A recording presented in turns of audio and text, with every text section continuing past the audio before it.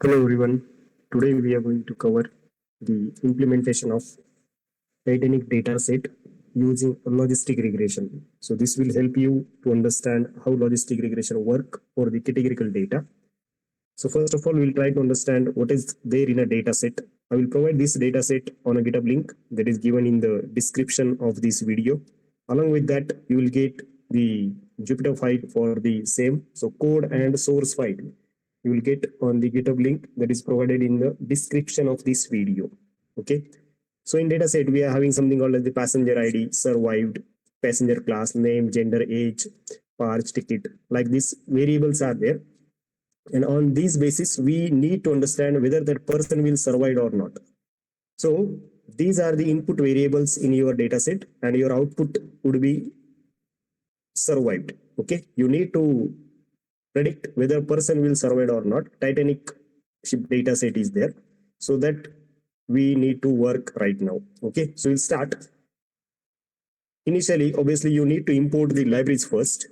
The required libraries you need to import. So I will import the libraries first. I will write import libraries. Import libraries. So important libraries you already know. NumPy and Pandas, those are the like fixed one. And other than that, in order to train test fleet, we will import as per the requirement. Suppose I will import first NumPy as ANP. Yes. After that, I will import the Pandas as PD. Okay. These are the just analysis. This thing we have discussed number of times. In order to visualize the things for visualization purpose, what we need to import? Seaborn and Matplotlib, these are the two important libraries. So I will import Matplotlib, import Matplotlib.pyplot as PLT. Okay. After that, we can go for the Seaborn, import Seaborn as SNS. SNS is a alias for Seaborn. You can take anything. In order to train, test, split your data, train, test, split, what you need to import? Yes, from scikit-learn.model select, from scikit-learn dot something called as the model selection there, scikit-learn.model selection, import train, test, split, import train, test, split. Okay. After that, in order to build a model, for model building, we already know we are working on logistic regression right now. So I need to import a logistic regression from a linear model. From linear model, you can import two models, that is linear regression and logistic regression. So simply we can write from scikit-learn,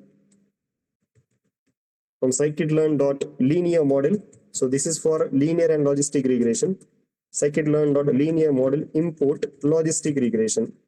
So this is how it will work, logistic regression. And after that, the last part, that is evaluation. So for evaluation purpose, different metrics are there. For the classification problem, different metrics are there. So those are like from scikit-learn.matrix, scikit-learn.matrix, import confusion matrix, import confusion matrix. Then you can go for accuracy score. Then you can go for classification report. If you want a classification report, that already we discussed in the last session. Matrix for classification problem or classification algorithm, what metrics are there? Confusion matrix, accuracy score, classification report, precision is also there. Okay, precision score is also there. So we can import the precision and recall, precision score only, recall only. So these things are there, right? So these are the like required libraries we need to import. After that, we can go for the data gathering. So in data gathering, you need to call a data frame for that particular CSV, whatever we have seen like few moments before. Df equal to just call pd.read CSV. It's a CSV file, so I will read it as a CSV. We need to execute this. Okay, pd.read CSV. It's taking a time. Okay, pd dot read CSV. The CSV name is Titanic. Keep in mind, you need to keep this file on the same location whenever you are working, or you need to provide a path of that particular file if it is at other location. And I will simply call it df. So this df is having like this. So same data frame, same CSV will be called over here. Passenger ID, served, passenger class, name. These many columns are there. You can go for the typical rows if you want. You can go for the basic functionalities from the pandas or a data frame. df.head will give me the first 5 rows. df.tail will give me the last 5 rows, like that. df.tail, df.head. If you want whole columns on a single shot, then you can go for the transformation as well. You can take a transform of it. Okay, so this is how it will work, right? So these are the things related to it. If you want whole information related to data frame, the basic terminologies, basic attributes, you can use like df info. df.info will give you the information related to that particular data frame. So it is having 891 entries. Index values are from 0 to 890. Total 12 columns are there. Each column name is mentioned over here along with not null values in each column and the data type of each column. Okay, so at the end we want all the values in a numerical format. It may be in an integer, it may be in a float. Okay, so that you need to consider. So 891 not null values are there. In age you can see 714 not null values are there. So here you need to use the fill NA function or fill null function in order to fill these values, or it should be a 891. जेवढे null values असतील किंवा ज्यामध्ये जास्त null values आहेत ते आपल्याला handle करावं लागतील. अलॉंग विथ दॅट इथं हा डेटा टाईप सगळ्याचा काय झाला पाहिजे, एक तर इंटिजर पाहिजे किंवा फ्लोट पाहिजे. ऑब्जेक्टच्या व्हॅल्यूज आपल्याला एनकोड करावं लागतील. लेबल एनकोडिंग आणि वन हॉट एनकोडिंगचा व्हिडिओ त्याच्यासाठी तुम्ही रेफर करू शकता. ओके, या सेम सिरीज मध्ये मशीन लर्निंगच्या प्लेलिस्टलाच वन हॉट एनकोडिंग आणि लेबल एनकोडिंगचा व्हिडिओ दिलेला आहे. ओके, डीएफ इन्फो काढली आपण इथून. समजा मी जर असं काढलं इथून डीएफ मध्ये एक सर्वाइड नावाचा कॉलम आहे, डीएफ डॉट सर्वाइड, आणि याच्या काय व्हॅल्यूज काढल्या मी, फक्त याचा फक्त व्हॅल्यू काउंट्स काढला. काय काढला, value counts. Value counts function is there. Value underscore counts असं एक फंक्शन आहे. Okay, value underscore count. So what it is giving, survived मध्ये it is having 0 of 547 and 344 survived. असं नॉट सर्वाइव्ड आणि survived असे दोन लेबल्स याच्यामध्ये असं वर्क करू शकतो मी. If you want to visualise this, you can visualise it by using the SNS dot count plot of SNS dot count plot of. You can provide on X, that is a survived column. X, that is a survived column. X is equal to survived आणि Y वरती काय पाहिजे तुम्हाला, त्याचं count पाहिजे, right ना. फक्त data is equal to काय प्रोव्हाइड करायचं, data is equal to DF. So this is how it will work. So ह्या ज्या अनालिटिकल व्हॅल्यूज इथं शो केल्या ना, त्या फक्त ग्राफिकल फॉर्म मध्ये दिसत आहेत. 0चे एवढे देत, 1चे एवढे दे, आणि त्याचा बाय डिफॉल्ट काउंट घेतो Y ऍक्सिस वरती. जर याच्यामध्ये समजा मेल आणि फिमेल वरती मला सेपरेशन द्यायचंय की याच्यातले मेल किती आणि फिमेल किती, समजा जे सर्वाइव्ड झालेत त्याच्यामध्ये मेल किती होते, फिमेल किती होते, परत नॉट सर्वाइव्ड मध्ये मेल किती आणि फिमेल किती. तर हाच ग्राफ तुम्ही थोडासा अजून काय करू शकता, याच्यामध्ये एक पॅरामीटर वाढवतो आपण, that is called as the you. तर तो सेपरेशन करतो. यू कशावरती करायचं हे तुम्ही ठरवू शकता. एक सेम राहील, comma hue is equal to hue करा जेंडर वरती, जेंडर वरती यू करा. ओके, कॉमा राहिलाय, ठीक आहे, fine. So this is how it will work. So in not survived, these many males are there and females are there, like 400 something, 98 something male are there. Okay, female are there. Like this it will work. So you can provide anything in hue for the separation purpose or for the categorization purpose. You can provide other as well. For example, I am providing passenger class over here. So according to passenger class, 3 passenger class are there, 0, 1, 2. So 3 passenger class having like this. Passenger class 1 is denoted by blue color, orange color and green color respectively. So this is how it is working. So I'm taking here how we are considering. We are considering like survived is nothing but 1. And next what I am taking, not survived equal to 0. So these notations I am taking into the consideration as of now. आतासाठी आपण असे notations consider करतोय, सर्व्हर्ड equal to 1 आणि not सर्व्हर्ड equal to 0. ठीक आहे. I hope हे proper समजतंय सगळ्यांना. वरती नल व्हॅल्यूज साठी इन्फो मधून नल व्हॅल्यूज काढले. आपण अजून एक पॅरामीटर आहे चेक नल व्हॅल्यूज करण्यासाठी, दॅट इज df डॉट. सगळ्या याच्या जर पाहिजे असेल मला पूर्ण याच्या पाहिजे df डॉट इज येणे, तर हा फॉल्स ट्रू असं देतो. काही ठिकाणी तुम्हाला हे ट्रू दिसेल की नल व्हॅल्यू आहे. We are asking it whether there is a null value or not. So its meaning is there is a null value. True means there is a null value. आणि या सगळ्याची जर summation पाहिजे असेल आपल्याला तर सम करतो आपण df डॉट इज येणे dot sum. In passenger ID column, no null value is there, but in age column 177, completely vice versa of this. 714, 891 minus 714, whatever answer is there, that will be given by df.isNA.sum. की त्या column मध्ये असणाऱ्या null values ची सम. इथं 687 null values आहे, embark मध्ये 2 null values आहेत, असं याचं मिनिंग आहे. ठीक आहे. आणि याचा जर हीट मॅप पाहिजे असेल तुम्हाला, म्हणजे हे जर ग्राफिकली पुट करायचं असेल तर ग्राफिकली पुट करण्यासाठी आपण SNS यूज करतो. फंक्शन आहे हीट मॅप. काय फंक्शन आहे? Heat map. कशाचा हीट मॅप पाहिजे तुम्हाला? df डॉट इज येण्याचा तुम्हाला काय पाहिजे? df डॉट इज येण्याचा हीट मॅप पाहिजे. तर तो हीट मॅप असा जनरेट होईल. मग या अशा व्हॅल्यूज आहेत 870, 891 व्हॅल्यूज मधल्या असा हा सिनारिओ आहे की याच्यामध्ये सगळ्यात केबी मध्ये बघू शकता एवढे नल व्हॅल्यूज आहेत, एज मध्ये एवढे आहेत, बाकी ठिकाणी कुठेही नल व्हॅल्यूज नाही आहेत. ठीक आहे. एम्बार्क मध्ये 2 आहेत, ते इथं कुठेतरी असतील. Okay. So this is how it will work. Again याचा जर कलर चेंज करायचा असेल, आता हेच फंक्शनॅलिटी थोडीशी एक्सप्लोर करतोय की by default red yellow green red yellow blue घेतो हा. याचा जर समजा मला सी मॅप चेंज करायचा आहे की for example colour map I want like this yellow YL then green then blue, असं जर कलर मॅप पाहिजे असेल, ब्ल्यूला BU आहे नोटेशन, तर तो कलर कोड चेंज करतो. मग याचा असा कलर कोड असेल. Okay. So this is how it will give you the answers. Next अजून एक फंक्शन आहे df dot describe. So that will give you the statistical scenario for numerical columns only.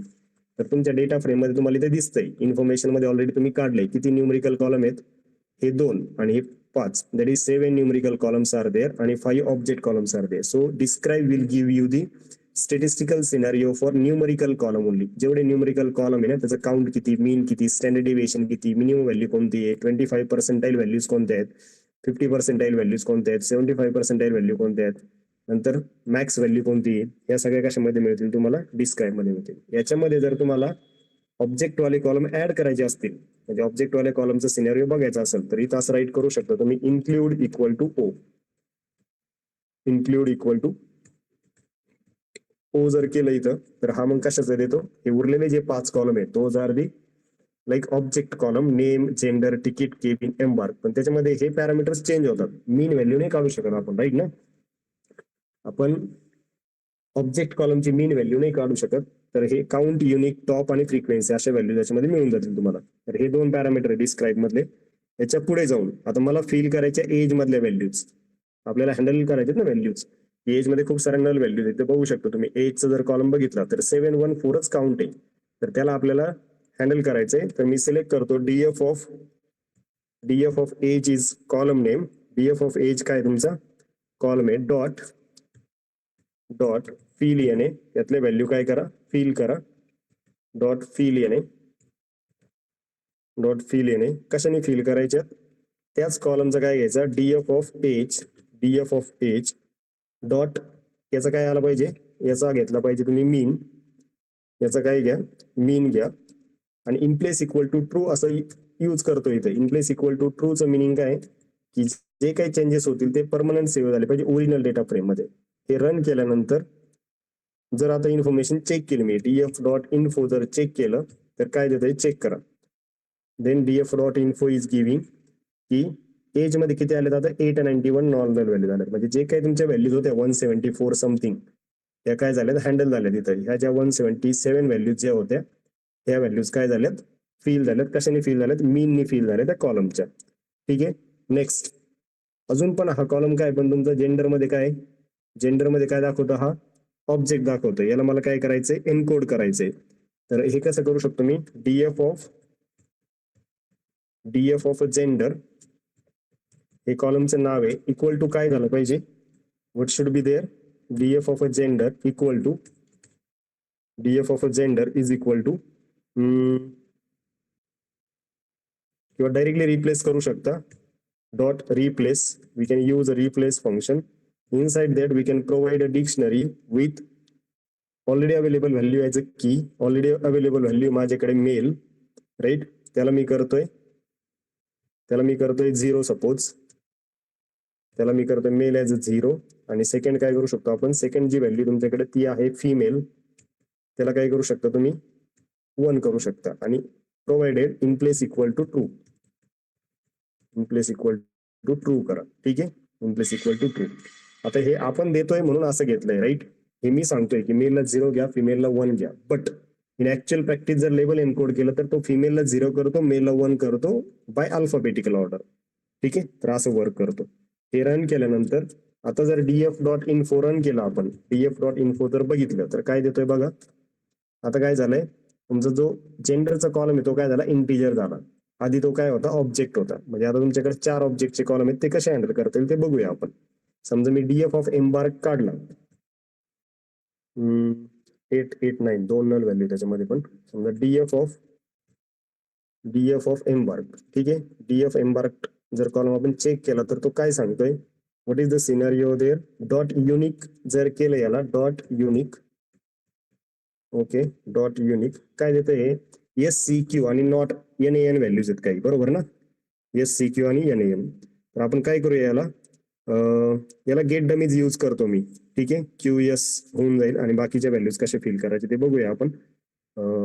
Before that त्याचा value count काढून पण work करू शकता तुम्ही, पण ते करण्यापेक्षा सी एस क्यू, ठीक आहे,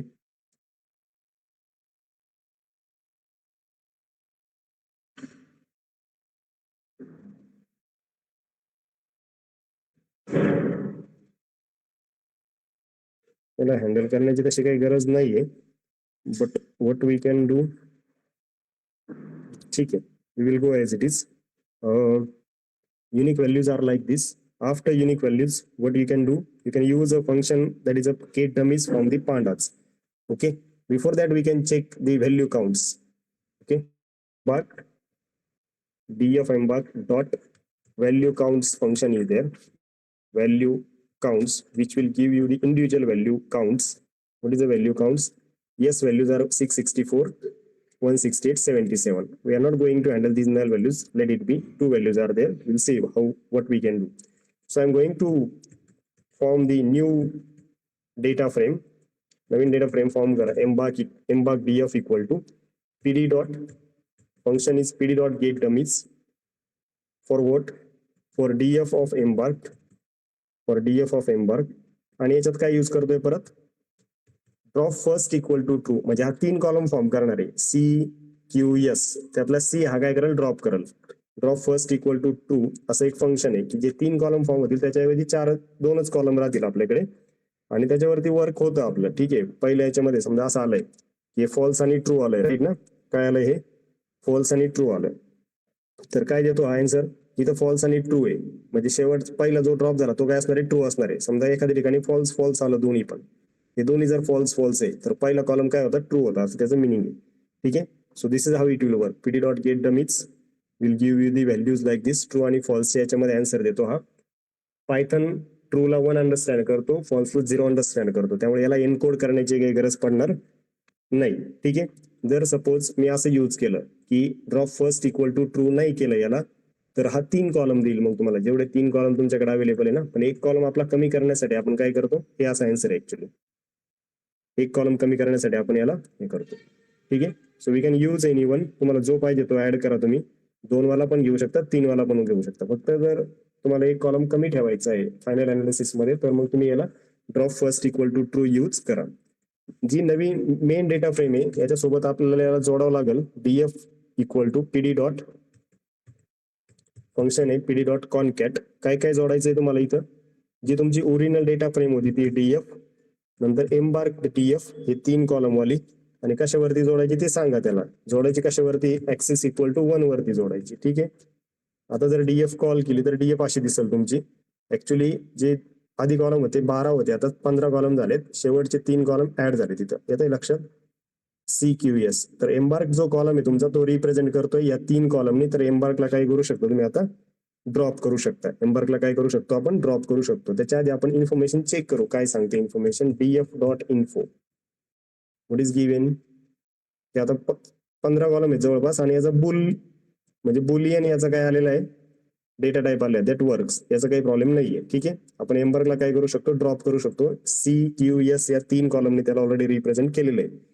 अजून परत एकदा सांगतोय की सी तुम्ही काय करू शकता? ड्रॉप ठेवू शकता. Drop first equal to true use करून. त्यांनी काही इफेक्ट होत नाही, उलट त्याला प्रोसेसिंग टाइम कमी घेतो थोडासा, एक कॉलम जर कमी झाला तर. df.drop असं फंक्शन आहे. काय फंक्शन आहे? df.drop. काय ड्रॉप करायचंय तुम्हाला? df.drop. कोणता कॉलम ड्रॉप करायचा आहे? एम्बार्क नावाचा कॉलम ड्रॉप करायचा आहे. df.drop embarked, EMBRKED, embarked, comma, axis equal to 1, and it should be dropped from original data frame. त्यामुळे काय प्रोव्हाइड करतोय? परमनंट चेंज व्हावा म्हणून in place equal to true use करतोय. फाईन. df.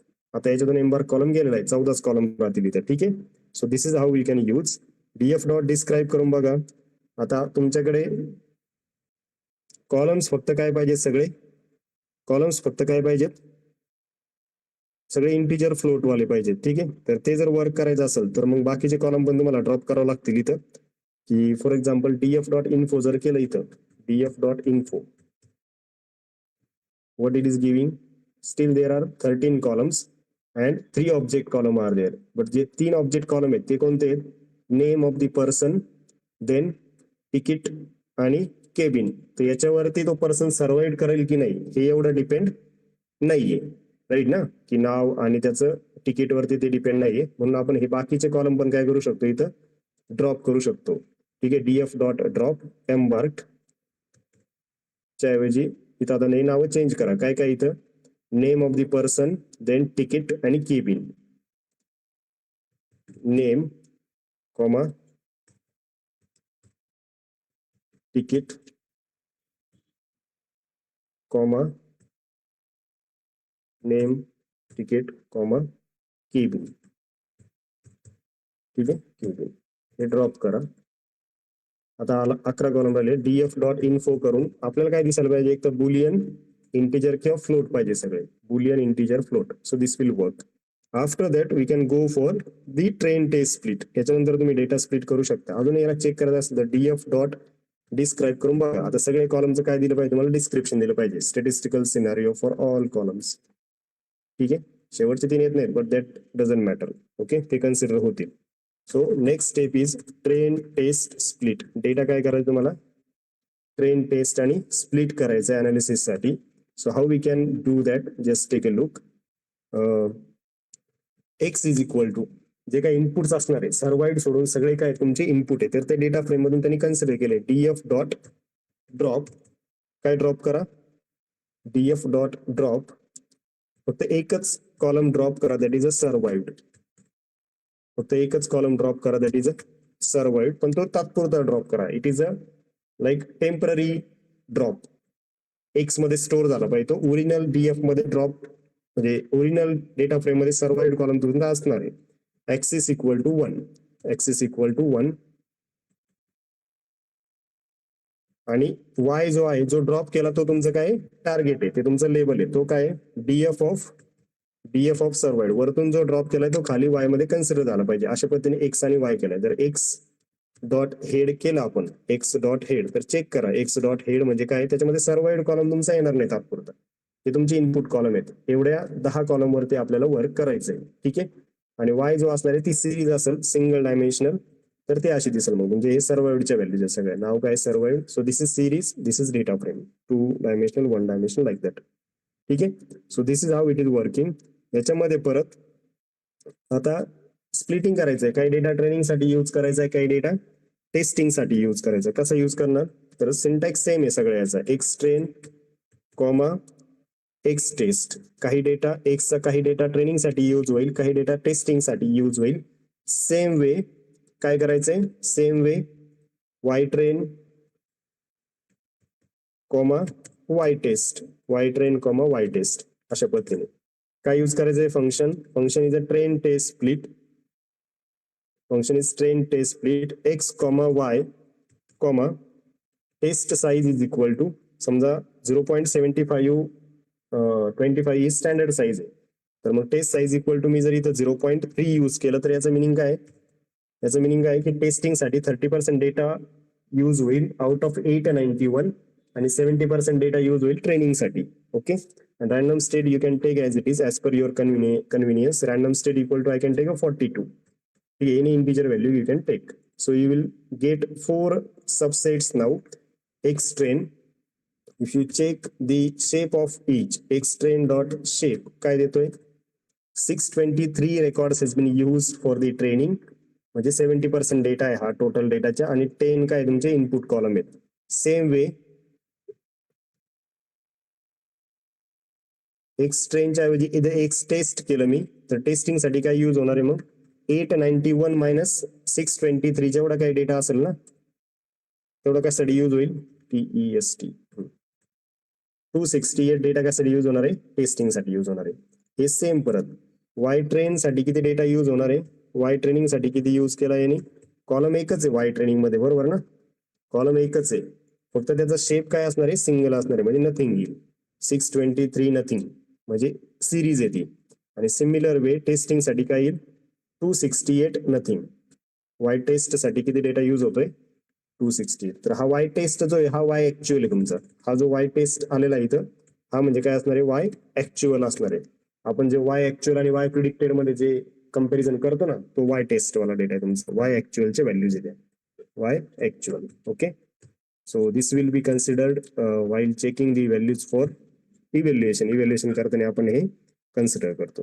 आता बिल्ड करायचं आहे आपल्याला मॉडेल बिल्ड करताना, model building. So while building a model, what you need to do, you need to create an instance with that name of that particular model. For example, logistic regression चं model मी build करतोय, so I will call it as a log model or logistic model is equal to call logistic regression first, हे already call केलं, तुम्ही याचा instance create केला आणि याच्यावरती काय करा, डेटा फीड करा ट्रेनिंगचा. सो लॉग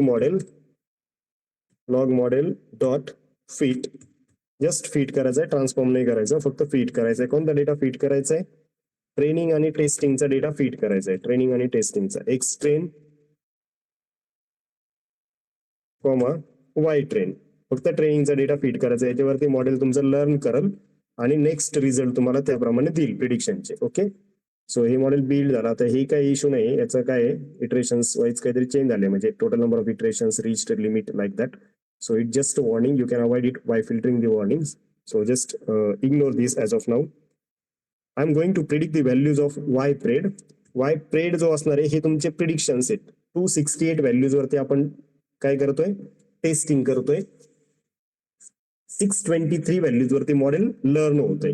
ठीक आहे, Y pred is equal to, what is the name of the model, that is a log model. Log model is a name of a model. Dot predict is a function from where you are going to predict it. X test च्या values मी त्याला pass करतोय, तो मला y च्या values predict करून देईल. तर मग y प्रिडिक्शन जे असणार आहे माझे, y प्रिडिक्शन्स याप्रमाणे येतील की हे y प्रिडिक्शन्स आहेत आणि y टेस्टच्या व्हॅल्यूज बरोबर तो काय करतो, कम्पेअर करतो. जर मी लेंथ ऑफ y प्रेड केली, लेंथ ऑफ y प्रेड, तर काय देईल तो मला, 268. मग या 268 वाय प्रेडिक्शनच्या आणि 268 ज्या ऑलरेडी अवेलेबल आहे वाय टेस्टिंग मधल्या, या दोन व्हॅल्यूचं कंपॅरिझन करून मॉडेल काय देतं, तुम्हाला ॲक्युरसी देतं. तर ॲक्युरसी जर फाइंड आउट करायला गेलो मी आता, तर ॲक्युरसी कशी येते बघा, how it is giving the accuracy. Suppose accuracy जर वरती वर्क करायचं ठरलं आपलं, accuracy is equal to okay, you need to call a metrics first. समजा ॲक्युरसी स्कोर काय, मेट्रिक्स ॲक्युरसी स्कोर ऑफ कशाचा, Y test which is already available, हे actual values आहेत वाय टेस्ट, आणि वाय प्रिडिक्टेड हे तुमच्या मॉडेलने तुम्हाला प्रिडिक्ट करून दिलं लॉजिस्टिक रिग्रेशनच्या.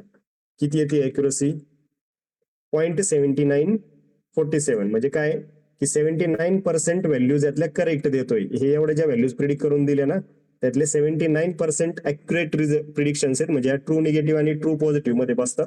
बाकीचे जे आहेत ते टाईप 1 आणि टाईप 2 एरर, म्हणजे त्या फॉल्स पॉझिटिव्ह आणि फॉल्स निगेटिव्ह व्हॅल्यूज आहेत. समजा मी याचा कन्फ्युजन मॅट्रिक्स बिल्ड केला इथं, कन्फ्युजन मॅट्रिक्स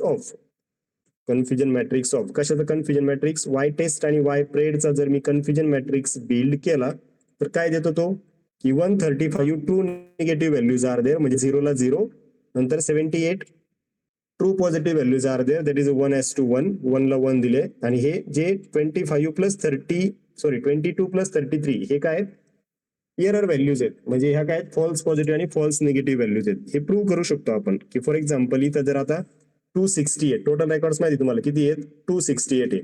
मी जर असं केलं 55 डिवायडेड बाय 268, टोटल व्हॅल्यूज 268 आहे ना, येस. 55 डिवाइड बाय 268 किती देत आहे, 0.20.